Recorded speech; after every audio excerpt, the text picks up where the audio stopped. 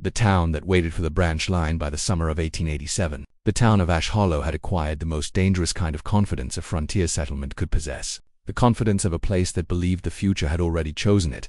It stood on the northern plains where the land widened so completely that distance lost its usual meaning. To the east lay low grass and shallow draws running for miles toward older settlements and railheads. To the west, the country lifted in long undulations, then broke into rougher ridges where weather gathered before descending over the open range. South of town ran a narrow creek that held water year-round only in the best seasons. Though on maps distributed by land agents, it was drawn with the generous certainty of a permanent stream. North of town stretched the pasture country that had made and would eventually unmake the place. It was there, in the apparent abundance of that wide grassland, that men saw not risk but arithmetic. Ash Hollow did not begin as a desperate outpost. It began as an argument, and then as an investment. Its founders were not families inching west with everything they owned piled in wagons. They were managers, surveyors, cattle buyers, grain merchants, a banker with more ambition than caution, and a cluster of land speculators who had come to believe that one missing piece remained between the northern range and real permanence. That missing piece was the railroad, a main line already passed more than 40 miles to the south. And for 2 years, men in town had repeated the same expectation until it hardened into certainty. A branch line would soon be built northward, and when it came, it would stop at Ash Hollow. Freight would move out, supplies would move in, cattle could be loaded close to where they were raised. Grain from surrounding homesteads would pass through the town instead of bypassing it. Property prices, still modest by the standards of more established places, would double, perhaps triple. A settlement that currently existed half in mud and half in hope would become indispensable. Nothing in the plains is more powerful than a coming railroad, not the railroad itself, but the idea of it. The town's first streets were laid out before the population existed to fill them. The warehouse went up before there was enough local production to justify its size. A hotel with a deep porch and decorative upper windows faced the main street like a promise to future travelers. The bank was built in brick, though nearly every other structure in town remained wood, because brick suggested duration. The church was taller than it needed to be, with a steeple that could be seen from miles away, as if height itself might persuade passers-by that Ash Hollow mattered. Along the wagon ruts of the main street came blacksmiths, saloon keepers, merchants with flour and hardware, men selling stoves, harnessed leather, seed, patent medicines, and windows shipped from the east. What all of them really traded in was not their goods. It was the assumption that growth would continue.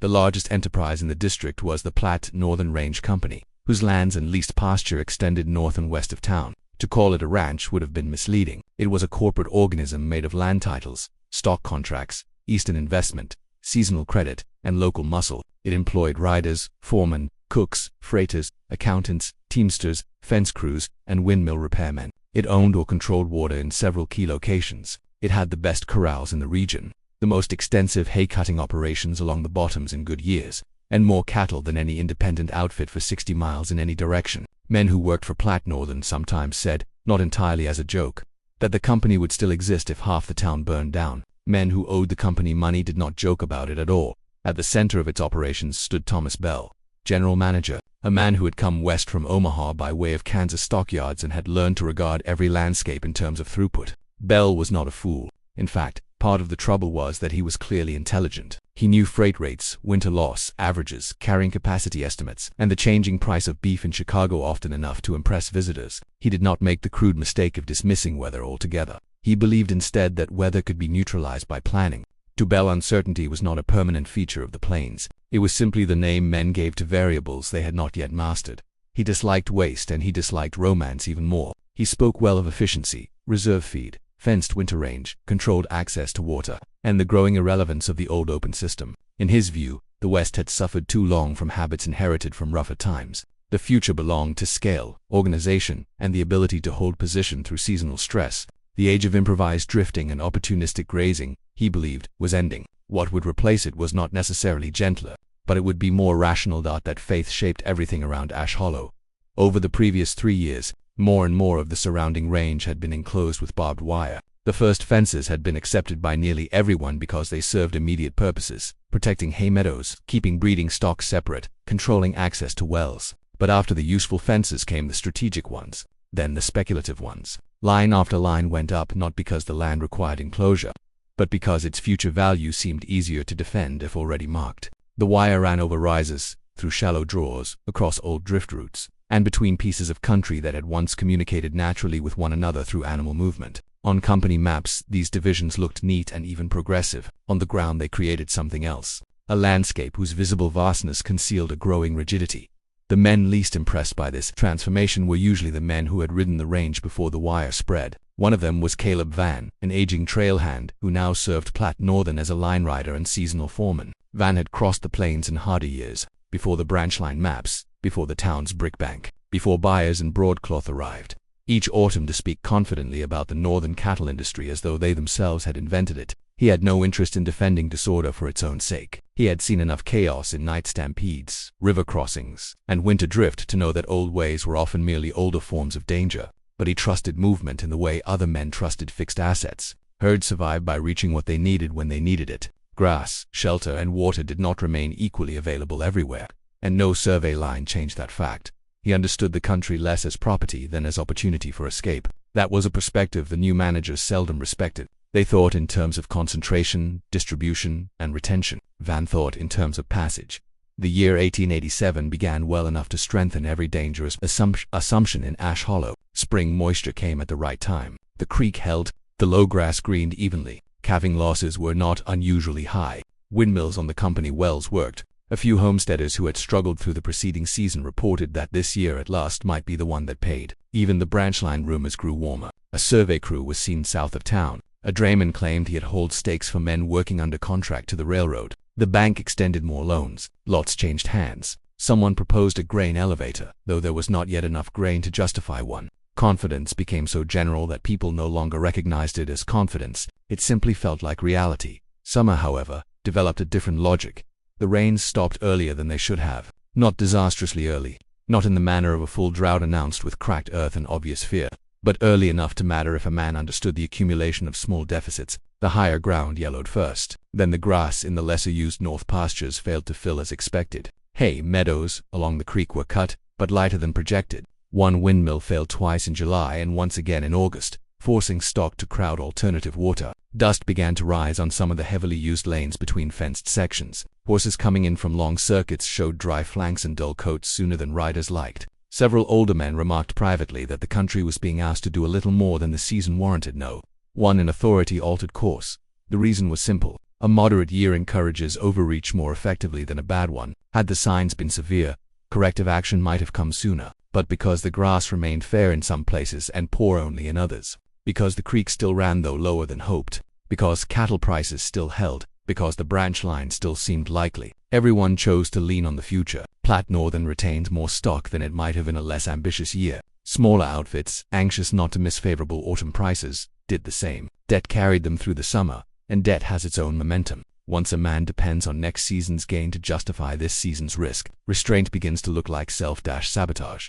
By September, the consequences were visible to anyone riding daily over the range. The cattle were not starving, but they had lost the easy, unpressured habit of summer grazing. They moved more frequently toward the same water and the same strips of remaining feed. Pastures cut off by new fences no longer balanced one another the way open country once had. The animals wore visible paths where they should have spread themselves more broadly. At dusk, they sometimes bunched uneasily along the edges of wire, facing south or west as if measuring a direction they could not take. Horses, who sense changes in a season before men will admit them, became more skittish in the evening wind. Dust lingered longer in the air after a drove past. The town itself could feel the shift, though not many would have named it honestly. Business remained lively, but beneath the surface ran a current of impatience. People needed a good autumn and a manageable winter, not because they were greedy in any abstract sense, but because too much had already been built on the assumption that both would arrive. Then came the signs that old plainsmen never liked to discuss in front of managers. Migrating birds moved earlier than expected. The first cold mornings carried a sharper edge than their dates justified. A pale ring showed around the sun on more than one afternoon. Beavers in the creek bottoms cut brush heavily. Antelope was seen in unusual clusters farther south. A teamster traveling in from the northwest reported smoke-colored haze in the sky and said the wind there carried a strange, metallic dryness. Such things by themselves prove nothing. The plains generate rumors out of ordinary weather. Yet what matters in frontier history is not whether every sign is objectively meaningful. What matters is what experienced people begin to feel in their bones before formal evidence arrives. In Ash Hollow, the men with the most reasons to be cautious were also the men with the least authority to force caution on anyone else. October passed in restless brightness. Days remained warm enough for work shirts, while nights dropped sharply. Light frost came, then vanished, then returned harder. The creek narrowed further. The company cut as much late hay as possible from the bottoms, but knew the harvest would not be enough if the winter turned difficult. Still, no reduction of stock came. To cut deeply into numbers before the hoped-for market rise would have been to admit that the system had limits. Bell disliked limits almost as much as he disliked pessimism. When the first snow came in November, it was so slight and so visually harmless that it actually restored morale. It laid itself evenly over the roofs and Main Street, softened the unfinished lots at town's edge, and made Ash Hollow look for 2 days like a settlement older and more settled than it truly was. Children dragged boards over the powder and shrieked in delight. Men standing on the hotel porch said the moisture was welcome. In the bank, a visiting cattle buyer declared that northern stock looked to him as sound as he had ever seen it. Snow, then melt, then clear weather followed. This sequence was interpreted not as a warning, but as evidence of a gentle beginning to the cold season.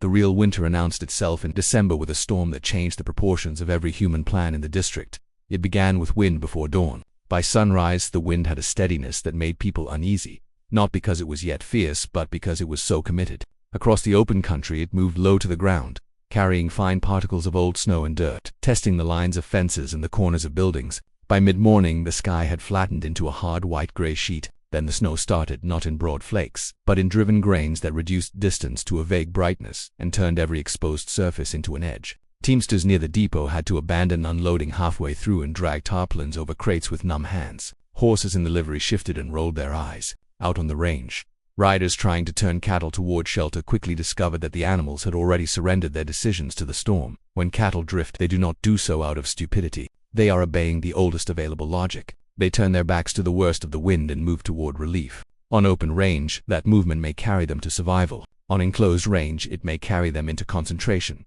panic, and death. By noon, the southern and western fence lines of several large company pastures had begun collecting stock. The first bunches were manageable. Men cut a few temporary openings. Some cattle spilled through and continued drifting. But as the day wore on and the storm thickened, more animals came in from farther sections, pressing along the same lines. What should have been dispersion became accumulation.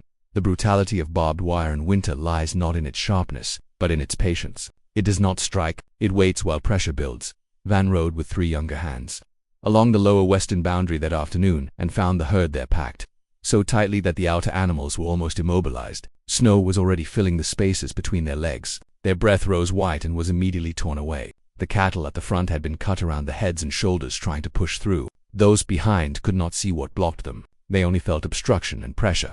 The men hacked at the wire with cutters and gloved hands that barely functioned. They opened a gap wide enough for some to pass. A few dozen animals surged out. Then another wave from behind collapsed the opening under bodies and movement. One horse lost its footing and went down hard against a post. By the time the riders regained control, they had rescued enough head to say they had done something and seen enough to understand that it meant almost nothing.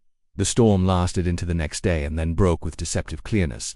The sun returned over a world remade in white. Fence lines rose from drifts like dark scratches. The road into town vanished in sections beneath wind-shaped ridges. Men came in with frozen mustaches, split lips, and stories that they told incompletely because no one yet wanted the full shape of the truth. Losses were mentioned in selective numbers. Bell sent measured telegrams south describing localized trouble, heavy weather, but no systemic crisis. The bank remained open. The saloon filled that evening with exhausted men who drank more heavily than usual and laughed too loudly at things that were not funny. Then came the Chinook. Warm wind on the northern plains is among the most treacherous gifts nature offers. It melts fear temporarily. Drifts sink, water runs, roofs drip, horses stand easier. Men feel they have been reprieved. That week, the Chinook softened the snow across much of the country and gave the illusion that the hard part of winter had already passed. Teamsters moved again. Feed was hauled from storage toward outlying sections. Several company men argued that the storm, bad as it had been, had proved the value of organization because the larger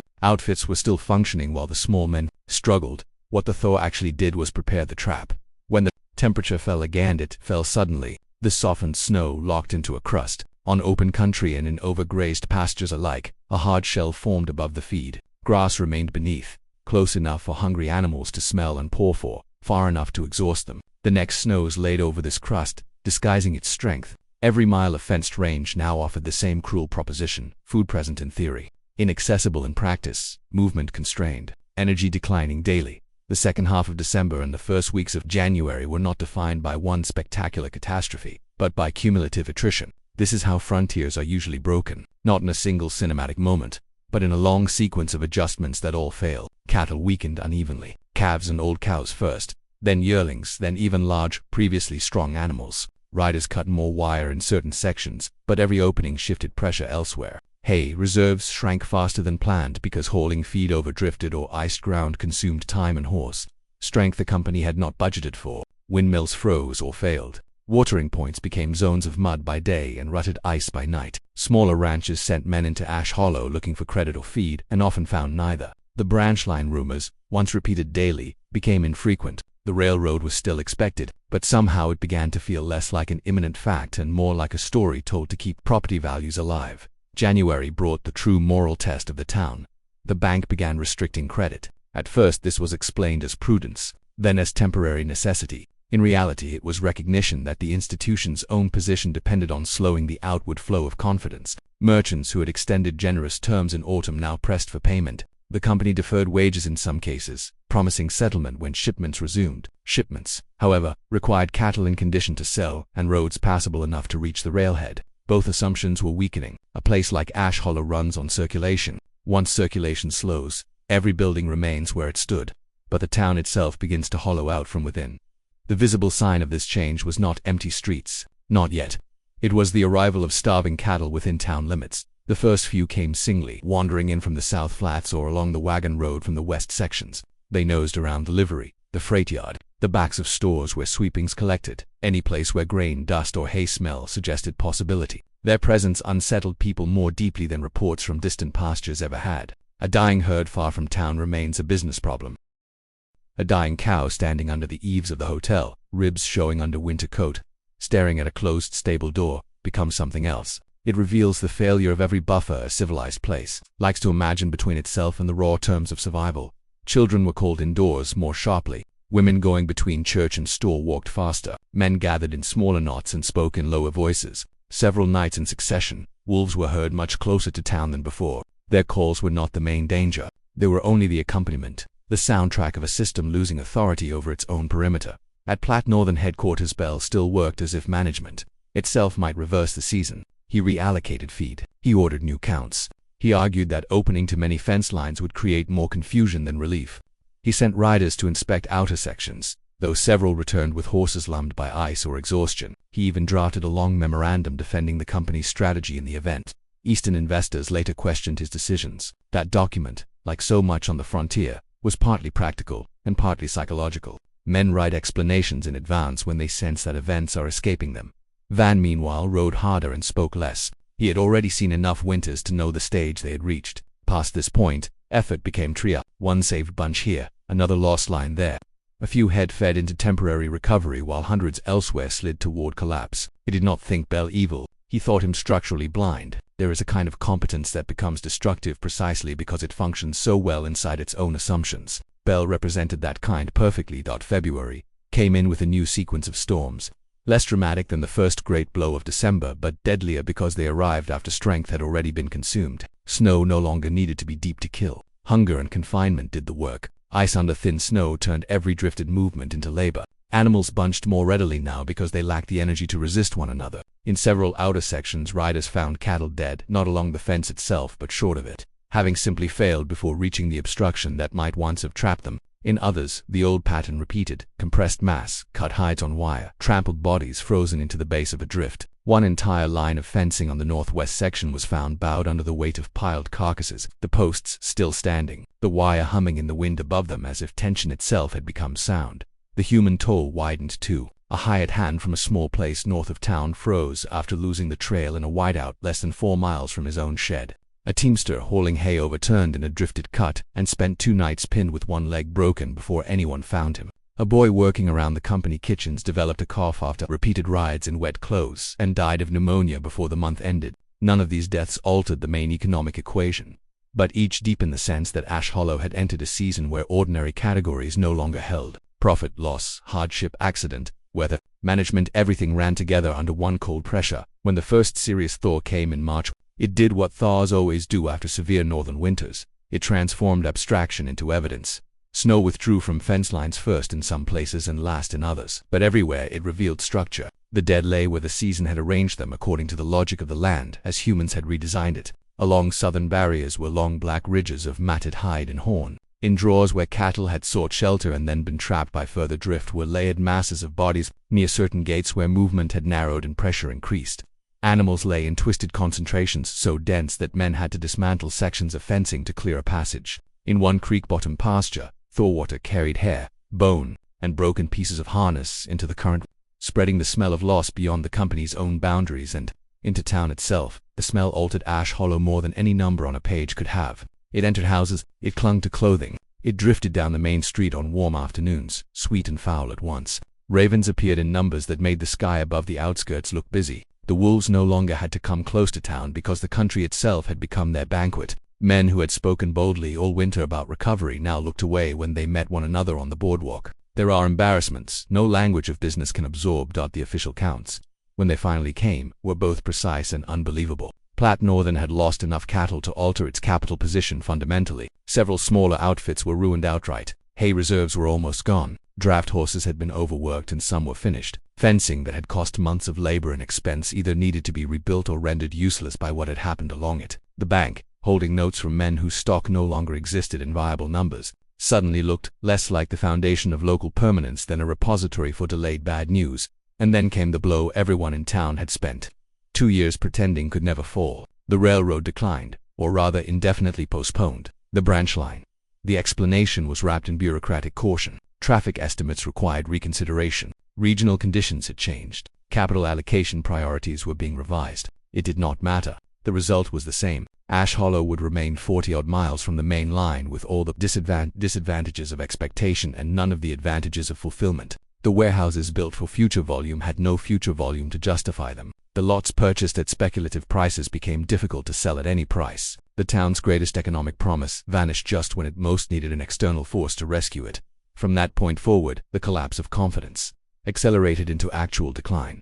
The bank shortened hours, then stopped extending new credit except on unusually hard terms. Merchants reduced stock orders. The hotel, once lively with buyers, contractors, and land seekers, found its rooms empty more often than full. Several families left quietly before spring had fully advanced, taking what they could load and abandoning what they could not. A few houses stood shut with curtains drawn, waiting for owners who would not return. In frontier towns, silence arrives gradually but unmistakably. Fewer wagons, shorter conversations, more wind heard between buildings. Bell remained at his post longer than many expected. Pride held him, perhaps, or duty, or merely the lack of an obvious place to go where his reputation would be better. He reorganized what remained of the company's operations, sold some stock early at poor prices, and negotiated with creditors as though rational sequence might still salvage a portion of the original design. In a narrow sense, he was right. Fragments could be saved. What could not be saved was the vision under which the whole system had been built. That vision had not failed because it was entirely foolish. It had failed because it was too sure of itself in the wrong places. It understood markets better than movement, ownership better than ecology, fencing better than escape, and credit better than weather. Its weakness was not ignorance in the simple sense. It was asymmetry. It knew everything except the one class of facts the plains reserve. For people who have lived under them long enough to distrust any permanent arrangement. By summer the land itself had begun recovering in the indifferent manner nature always favors. Grass returned first, in the lower sections where moisture held. The creek improved with late runoff. Carcasses offensive in spring began to sink into the longer cycle of decomposition by which frontier disasters are slowly hidden. Birds nested. Insects returned. Wild things resumed. Only the human order remained broken. The town that had built itself for expansion now lived with contraction as a daily fact. This was not yet ghost town stillness. It was worse in some ways. The life of a place forced to continue after the principle that created it had failed. Smaller local adjustments followed. A merchant converted part of his inventory toward ordinary necessities because luxury goods no longer moved. One former land promoter left and a blacksmith took over his office. The church remained active because churches often outlast economics. But the tone of sermons changed from celebration of prosperity to meditations on endurance, humility, and the danger of false security. Children still played in the street, but they played among absences, empty sheds, unoccupied lots, a hotel porch with too many chairs and too few guests. Years later, travelers crossing that district would still find Ash Hollow on maps, though less prominently than its founders intended. It survived in reduced form because some settlements do. People with nowhere better to go or enough stubbornness to begin again from a lower rung remained. Yet it never became what its first builders had imagined. The branch line never came. The great warehouse stood oversized for local need. Fence lines out on the range rusted, sagged, or were patched irregularly by men who now regarded them with less reverence than before. Some were removed. Others stayed in place, too expensive to replace and too laborious to dismantle. Caleb Van rode a few more seasons and then quit line work, his body no longer inclined to absorb long cold rides without protest. He stayed in the district, taking lighter work and living quietly near the creek bottoms. Men still asked his opinion each autumn, though not always loudly and not always in public. He gave it sparingly. He had no taste for becoming one of those old frontiersmen who turn hindsight into theater. The lesson of Ash Hollow did not require theater. It sat in the country itself. When damp wind moved over old barbed wire in certain weather, the lines could produce a thin, vibrating tone. Travelers unfamiliar with the history might hear only a curious sound and continue on. Those who knew the district heard a different resonance, not because the wire carried ghosts or because the land stored moral judgment in any mystical sense, but because memory attaches itself naturally to the materials through which failure once expressed itself. The fences had not merely enclosed grass. They had fixed pressure in place until weather converted pressure into slaughter. The town had not merely it had mistaken anticipation for destiny. That was Ash Hollow's real undoing. Not one storm, not one manager, not one bad year. Its undoing was cumulative faith in a future, treated as already earned.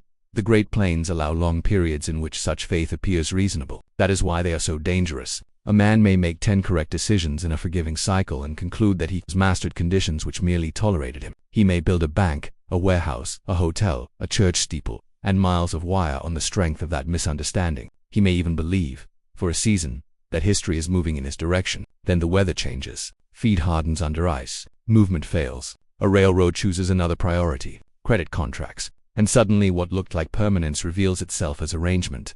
The Western story is often told through violence, gunfire, spectacular raids, heroic rides, or grand drives of cattle under open sky. Yet many of the most consequential defeats of that era were quieter. They took the form of overgrazed pastures, mistimed borrowing, misplaced infrastructure, and systems too rigid to absorb bad seasons. They unfolded in board meetings, fence crews, thawing creek bottoms, and the private shame of men forced to admit that scale had not protected them. Ash Hollow belonged to that class of frontier truth. It was not dramatic enough to become legend and too expensive to be forgotten by those who paid for it in the end.